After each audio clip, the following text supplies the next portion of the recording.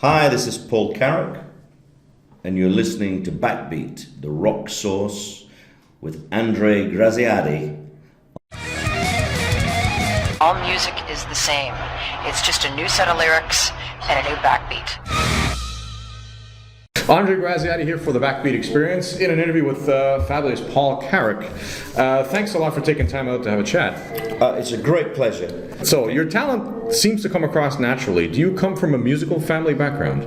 Not especially, no. Certainly not as far as I know. My father's side, I think, were quite musical. My aunt played the piano, my grandmother played the piano. My dad dabbled a little bit in drums. Mm-hmm. But I don't know too much about him. He died, unfortunately, when I was quite young. 11, I think it was. I was 11 years old, yeah. Right. But, yeah, he was the musical support, influence. But as a musician, I'm completely self-taught, and so I just picked up things quite naturally. Okay, so has this musical ability, has this been put forth to your kids? I believe it has to one of them. Yeah. I have 4 kids. Okay. And I had no real hopes for them to get into the music business, because I know that it's a very, very tough business. I was happy that they all play a little bit. Right. But unfortunately, one guy got through the net, and he's very keen, and he definitely has the musical gene, and in fact he plays in my band now. That's Cool. my son Jack. Then he has your support. Yeah, if he's good. If he's good. If he behaves himself. So you're just crack the whip there, don't you? No, he's a very cool kid. Okay. And, yeah. All right. Where were you when you first heard your music on the radio, and you know, what did that feel like? I can remember the first time I heard How Long, which was basically the first song I wrote. All right. When was that? What, 75? 74. Okay.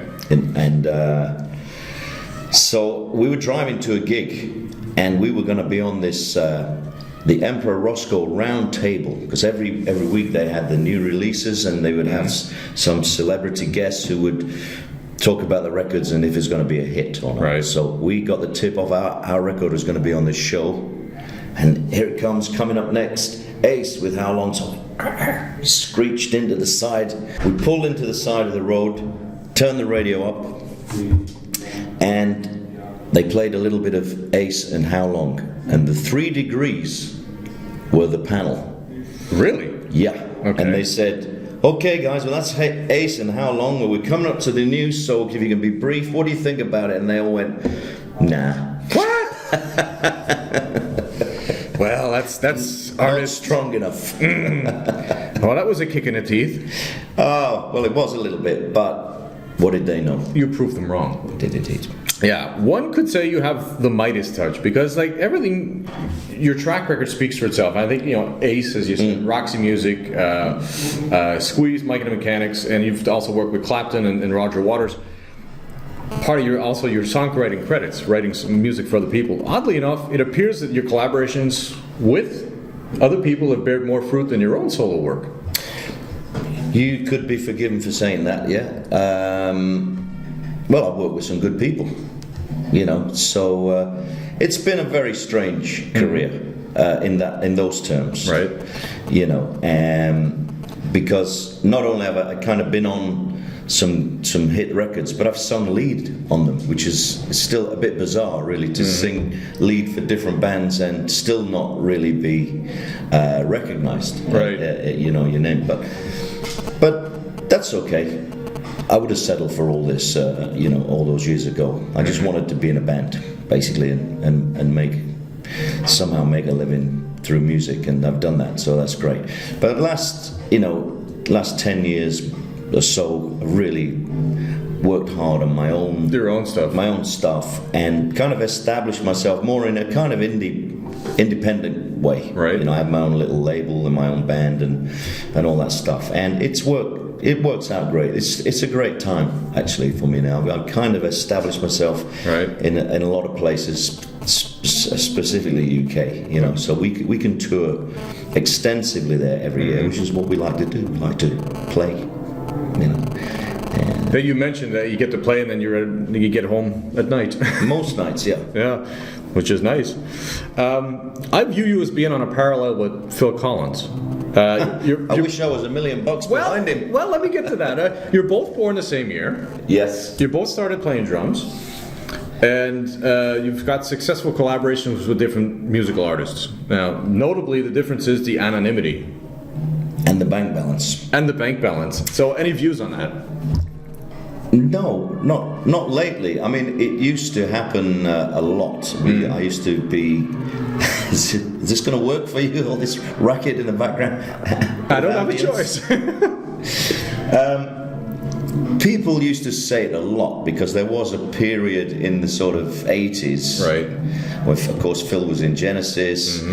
I was with Mike Rutherford in Mike and the Mechanics, and we physically looked very similar with the same hairstyle. Yes, very much. And people would say it all the time. Has anybody ever told you? Yes, they have. So that you look like Phil Collins. So there was that. But it doesn't happen so much now. But you know, Phil is a musician. I have great admiration for him. He is, apart from anything else, a fantastic drummer. You know, and somebody who's so successful, it goes without saying that they got something that connects with people. So. Well, I think personally you're on the same level as he is. You just don't have the notoriety. Well, it depends what you mean by the same. As an artist. Well, thank you. I'll take that as a compliment. As I say, I have great respect for Phil, and I wouldn't trade places with anybody, though. I must say that. You know, I mean, I'm quite happy with the level of success I've had. It's not been amazing, but it's been enough to sustain me and. But keep me trying as well. I still keep trying because still keeps you chomping at the bit. Yeah. All right. You've written songs for other artists. Now, were these requests, or do you have a certain person in mind when you're writing material? Yes, to all of those things. I mean, basically, the first covers that I was getting were songs that I'd recorded myself, that people picked up on and recorded them. Cool. Which was great, you know. But it's only a few times that I've specifically, because I'm not pitching songs all the time. I usually just write for myself. I've written specifically for a couple of people. I mean, most notably the Eagles. I co-wrote a song with Pete Vale and Jim Capaldi, which was recorded by the Eagles. So we co-wrote a song called "Love Will Keep Us Alive." Actually, there's a longer story, which is that before Hell Froze Over, before the Eagles got 94. Before that, I was approached by Don Felder, the guitar player in the Eagles, because they wanted to get back together, do something. Right. Well, they didn't want. They wanted to do restart. They wanted to do the Eagles, but the Eagles couldn't agree to get back together. The two heads didn't want to. That's right. Right. So we started recording, Don Felder, Timothy Schmidt, and myself, and another guy called Max Carl. And we were making a project, and I took that song, "Love Will Keep Us Alive," which I was singing it, actually. Anyway, long story short, the Eagles got back together, so that was the end of that. Hell froze over. That was the end of that project. But the good thing was that the Eagles, Timothy, sang that song, and it was kind of their comeback song, which wasn't too bad, so that was great. And then I specifically wrote a song for the Eagles' last album, Long Road Out of Eden. Timothy asked me, he said, you know, he hadn't been able to come up with anything that met with everyone's approval, and would I write something, and I wrote him a song called "I Don't Want to Hear Anymore," which is on the Long Road Out of Eden. But usually, as I say, the songs I've had covered have usually been ones that I've recorded myself first. Okay. Well, it's nice to have that recognition. Yes, it's always great. I love it. I don't care who it is. As long as it's done well. Yeah. So I was pleased to hear that a Canadian artist, Joni Mitchell, influenced you to record your album "A Different Hat." Yeah. Cool. What was the most challenging part of that recording? Paying for the orchestra. No, there's this album called Both Sides Now. Right. By Joni Mitchell, which she familiar with it. which, as if you're familiar with it, it's recorded with a full orchestra. She reworks some of her own songs, and she records some real classic songs too. And I just love the album. I mean, I don't play much music at home, but it's one of those albums that I can put on, and it's just great. It's just wonderful. And I had ambition to one day make an album like that, and so that was kind of my inspiration for doing that. And so it's basically it's not a rock album at all. It has very little sort of rhythm section at all. It's recorded with the Royal Philharmonic Orchestra, and again, I rework a few of my own songs and I record some old classic. Aside from your hat, what would you say is a Paul Carrack trademark? Well, I guess my voice is a signature. True. Yeah. The hat thing is. I started losing my hair early on. I'm well aware. I had a very similar hairstyle to you. Yeah. In the 80s, and it was always a little embarrassing to be, in the rock band with bald head. It doesn't seem to matter so much these days. We're all going bald. It must be the mobile phones or something. Yeah. And anyway, we went to South Africa, and somebody gave me a little hat, a little cap. And had sunglasses, and I thought, from never ever having any kind of visual image, suddenly I had this little image, which served me quite well for a few years, and then I got bored with it, so I'd wear different hats, whatever suits you. Yeah. Your concert tonight features Christmas songs as well as your own material, right? Yeah. What are we promoting here? May I ask? Well, your album Rain or Shine. Well, in that case, this is a completely a side project. Okay. This has nothing to do with Rain or Shine. Okay. Well, in generally, I'm just discussing your life and your work. I'm just going to try and explain. Okay. Because it is confusing. All right. It's slightly messy because I have a situation where I like to do different things, as you noticed. And a few years ago, I made a Christmas album at the invitation of the SWR Big Band. Right. They're a great big band, and we made an album of Christmas songs. And in December, for the last few years, I've been coming over and playing concerts. And there is a new version of the album out at the moment. But my main focus in life is my own thing. Understandably so. My own band, and that is Rain or Shine. Is that right? That's what that's about. So, Rain or Shine is the main thing, but we released it in the UK because we were getting a lot of interest and a lot of radio action on it. So rather than delay the release till the new year, we put it out, and so it's come out here in Germany as well. Makes it a little confusing. It is a bit confusing. Right. I'm the first to admit. But what do you like most about the Christmas holidays then? That aside. Well, I like the fact that I will be at home because I'm pretty busy. Right. Do a lot of shows. This is the last show for this year. Oh, cool. So tomorrow, hopefully, I'll be flying home and getting into the Christmas spirit. And a lot of family get-togethers at our place. A lot of drinking and eating food and enjoying each other's company. And that's what it's all about, isn't it? I think so. Yeah. Yeah. It's probably not what it's all about. It's probably it does have a deeper spiritual meaning to a lot of people. But that's one thing. But it's also about. It's the same thing anyway. Togetherness. Family and togetherness, yeah. Right. Yeah. You're a humble guy. You come across that way. Now you're getting merit for your life achievements. Now, I think the documentary that BBC did, The Man with the Golden Voice, don't you sometimes think, has it been that long, or am I getting old? Yeah, I do. Yeah, I realize, time is whizzing by, but as I say, it's such an interesting time for me. I've got so many things to do. Like you say, I'm doing the big band concert tonight which is great fun. I mean, some of it's a little corny, some of it's fantastic. I've got my own album out. I have my own label. I put out an album almost every year. Constantly touring because, who knows how long we're going to be doing this for. But as I say, at the moment, it just feels great. There's so much to do. Well, you're going on tour next year with Clapton again. Yeah.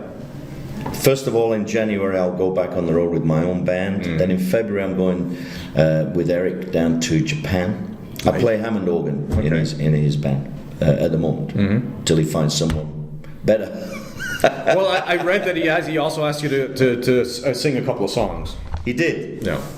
I hope he does that again. I mean, people are coming to see Eric. Right. They're not coming to see me. So whatever he wants, that's how it's going to be. But on the last tour, he had me singing 3 songs to feature me. Well, he's a humble guy too. Yeah. Well, he's an amazing guy. Yeah.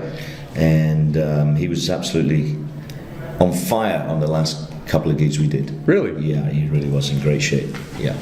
Well, it's nice to hear that about him. Yeah. I know he's gone through some rough times. Indeed. Yeah. Your May 2001 50th birthday bash, getting back to aging, in the Royal Albert Hall was likely the highlight of your career. What comes close second? Oh, I don't know. I don't think of it like that. No? I can point to a few things. Okay. The Wall. I was a guest. All right, 1990? On the Wall. 250,000 people there. Was that the biggest show you ever did? Yeah, I think you could. Yeah? I think you could say that. Okay. Yeah. Yeah. Well, I don't know, unless you were invited to Live Aid or something. That's a point, but this was 250,000 people right there, not watching on the TV. Right. They were right there. Okay. In Potsdam Platz in Berlin. That was no man's land at that point. Correct. So that was just an incredible experience, and I was a late addition because I think a couple of the featured artists Didn't make it. Something happened. You were on last call. Yeah, I was. I didn't realize I was, but I got the call from Roger, mate. Can you get on a plane? Cool. Really, that's how it happened. So, yeah, but it's like the next thing. This is the next big thing. We're playing a show tonight, and as far as I'm concerned, that could be a great thing. It might be terrible, but it might be. So you constantly. That's the great thing about this, is that there's always something round the corner. So you're living in the moment. Yeah. Every moment is the best. Well, as I say, I don't dwell on the past too much. I mean, I've got a few things, a few trophies, and what have you. But I just I'm trying to look forward and keep going. Well, that in mind, recently you were asked what you want to be remembered for, and you mentioned you still have some better work to do. In what context did you mean that? Well, there's some shelves in the bathroom that Mrs. Carrack is very anxious for me to complete the project. Yeah. No, like I say, at this moment in time, I honestly feel I'm in pretty good shape musically, and in every respect. I think you sound better than ever. Well, thank you. I think I'm getting there now. Whether we're going to peak and suddenly go down, or whether there's more to come, I don't know. But I'm just trying to find out. In the stars. All right, you're from Sheffield. Have you ever worked with Joe Cocker? Not really. I met him many times. I actually grew up like 2 streets away from Joe, and would see him all the time. But that's life's coincidence, isn't it? It is, yeah. I mean, I used to go and watch him play in the pubs in Sheffield. He's a little bit older than me, a little bit older. But I never really worked with him, I don't think, no. I'd love to. Well, the opportunity is there. Just give him a call. I'm sure. Okay. Well, Paul, thanks a lot. Hey, you're welcome.